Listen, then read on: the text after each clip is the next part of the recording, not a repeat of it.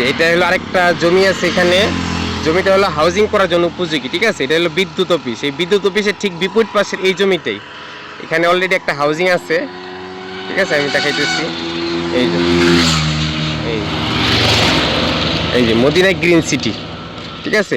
এই গ্রিন সিটির সাথের জমিটাই আছে, হ্যাঁ। এখান থেকে নিয়ে এই যে এটা হলো বর্ডার, আমি এখানে মদিনা সিটি দেখাই দিতেছি, খাম্বা দেখাই দিতেছি, এই যে, ঠিক আছে।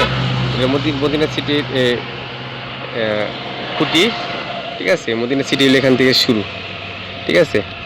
তো এটা একবারে হাইওয়ে রোডের সাথে জমি, ঠিক আছে। এখান দিয়ে আইসা এখানে হলো মুখ আছে হলো 108 ফিট, ঠিক আছে। মুখ আছে 108 ফিট এবং লম্বায় হলো অনেক বড়, পিছন দিয়ে প্রায় 250 ফিটের মতো হয়েছে, মানে মেইন রোডের সাথে হলো 108 ফিট মাত্র না, অনেক, ঠিক আছে। আর লম্বা অনেক, আমি দেখাচ্ছি, এই যে এই জমিটা, এই যে এই ঘরটা নিয়া, ঠিক আছে, একেবারে এই খাম্বা পর্যন্ত।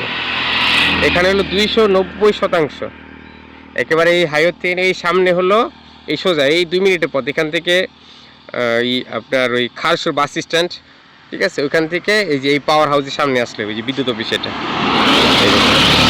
এই যে বিদ্যুৎ অফিসের সাথে হাউজিংয়ের সাথে এই জমিটা, ঠিক আছে, একেবারে আছে। এই পুরোটা 290%। এই যে হাউজিং যে করছে, এই যে হাউজিংয়ের এই যে মাটি ফাড়া অলরেডি ওনারা ভরাট করে ফেলছে। তো এটা হাউজিং করার জন্য একটা ভালো একটা প্রজেক্ট। দেখা গেলো এটা এখন নিয়ে আটকে ফেলাইলে পরে নেক্সট ও ভিতরের ওই জমি টমি নিয়ে কম দামে দেখা গেলো যে 80,000 1 লাখ টাকায় নিয়ে এটার সাথে জয়েন করলেই এক সময় ভ্যালু বেড়ে যাবে, এই আর কি। আসসালামু আলাইকুম।